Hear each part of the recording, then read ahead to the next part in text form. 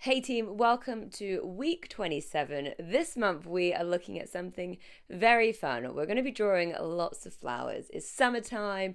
We've had Let It Bloom June, No Mo May, and there have been flowers everywhere. Honestly, I've never seen so many flowers in my life. So why not draw them? Um, Today we're going to be looking at probably the most simplest of flowers because the middle bit is nice and easy. A lot of flowers, as I've been researching, have quite complicated centers, so I'm trying to avoid it for as long as possible, but just know at some point we will have to draw them. I'm sorry. Anyway, grab your pencils and let's get started. We'll make life easy for ourselves and we'll draw a rectangle which will help us to see where the outline should go. So we're looking for the widest part of this flower, the tallest and the lowest. And that always helps us with any drawing that we do. Often artists will simplify a shape, and a rectangle or a square is just the easiest thing to draw. So this way it tells you where to stop, it tells you how high to go, and hopefully it sets you on a good way to start your drawing. Once you've done that, you're then going to go for your outline, and you're going to look for your negative space, so the space between the rectangle and the actual flower itself. So we should be fairly familiar with this now. I think I use this technique quite a lot, and if you're not so familiar, then head back to some of those early videos and hopefully they will help you. You're probably wondering why I've left the picture on color. Well, I'm going to take the color away now, so let me show you what's happened. So I just want to briefly show you the two pictures side by side when we take the color away. What do you first notice about the shade? For me, it's the fact that the yellow center stamen potentially, it just disappears. So even though we can see it as a yellow and a white essentially behind it, when you take the color away, it's the same value. So we've got to be a little bit careful, or we can play some tricks just to make sure that stamen stands out a little bit more. So that being said, let's go on over to the shading now. And you're going to use your 2B to start and work on getting that gradient out from the center. So we want it to be very soft because this is an extremely soft round flower. And we want to make sure it's darker towards the middle where that stamen is, and it becomes lighter so that the edge basically just disappears as it falls over the edge of that curve. When we've done that, you're going to just do a little bit of darker shading around the edge.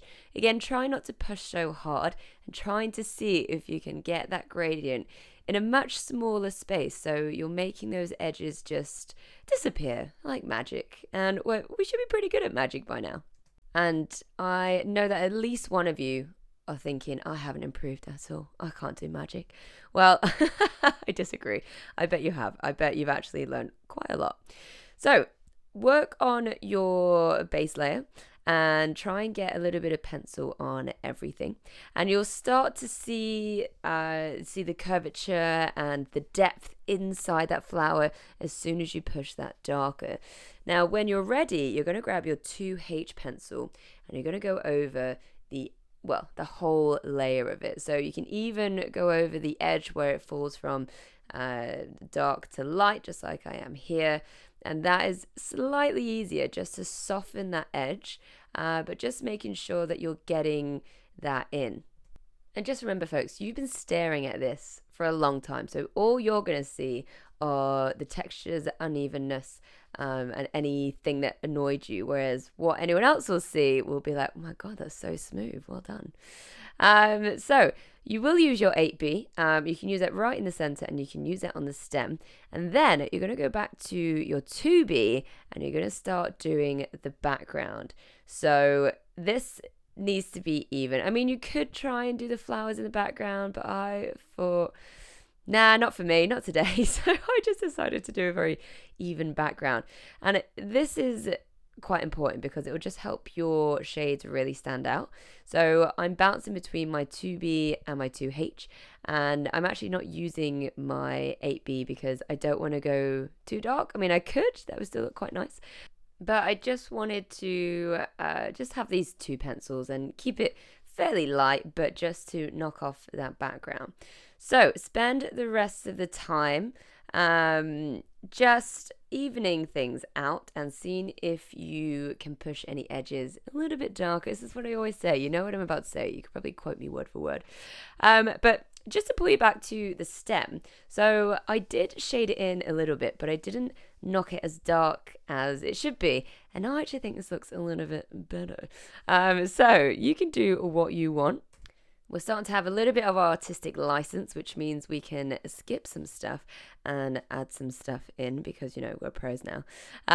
So yeah, you can shade it darker or keep it light. And if you found that useful, folks, head on over to Patreon where you can get extra downloads, extra content, and support a starving artist for just £3 a month. So I hope you enjoyed that, folks. This was a fun one. I think they're all fun, but this one in particular is stepping it up a bit in our realism and just our everyday objects. So have fun with it. Take it as slow as you need, and I'll see you next week for another sesh.